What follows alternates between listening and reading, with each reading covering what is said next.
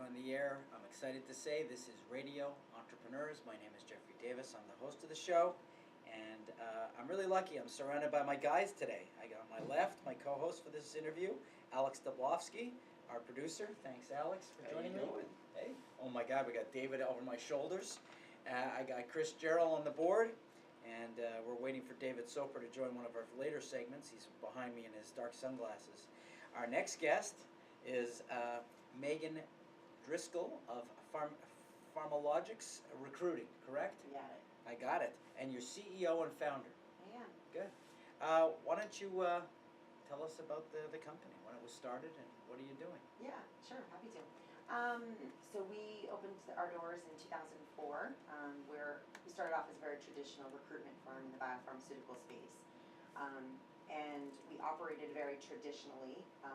What I mean by traditionally is that recruitment firms are paid 25% or 30% of the base pay. So if a company hires someone at $100,000, you get paid a $25,000 or $30,000 fee.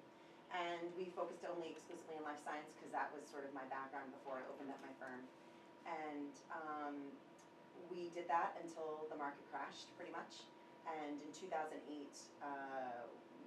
a bunch of things happened actually all at once that allowed us to sort of allowed me to sort of take a closer look at how recruitment is run in this country and what does traditional recruitment mean. And we came out of the recession with a totally different model. We sort of coined it the anti-fee model. And now that has grown today to what I would say we're the only pure play RPO, recruitment process outsourcing organization in life sciences. We were, I would say, maybe $200,000 worth of revenue in 2009, and we're a $10 million company today. We had 4 employees in 2009, and we have 70 today. So we've been doubling in revenue and in employees every year since then. Wow. And this will be it was our 3rd year on the Inc. 5000's fastest growing private company in the country. What makes me most proud actually about what we've got going on recently is that for the first time we're not only Best Places to Work Boston Business Journal, but we're also a Boston Globe Best Places to Work. We've focused a lot the last few years on developing and building and sort of solidifying what our culture is. And I think it shows in the awards that we've been able to win recently. What is it about you, do you think, that has made the organization so successful? What do you think your core characteristics are? As an organization? As an organization, but as a leader starting the business. You know, some leaders, a lot of leaders want to do what you've done. Yeah. What do you think it is that's made it so that you've been able to persevere and make it a reality? I think that there's so much growth that happens in the course of time. And I look back at myself and think, I was so unqualified and so unprepared at 27 to start a company and to be a leader. I mean, maybe I was the president of my class in high school, and I was leader of my teams, and I was always aggressive and wanting to win and all that kind of stuff. But when it comes to like really building and developing an organization, I was very ill-equipped.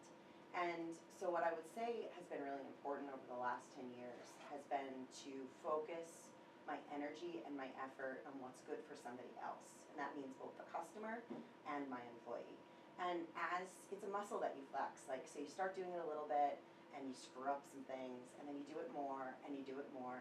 And the more you actually think of the other, the more you try to make for example, the client super happy, and you do everything in your power to make them feel empowered to do their job well, or you support them in doing their job well.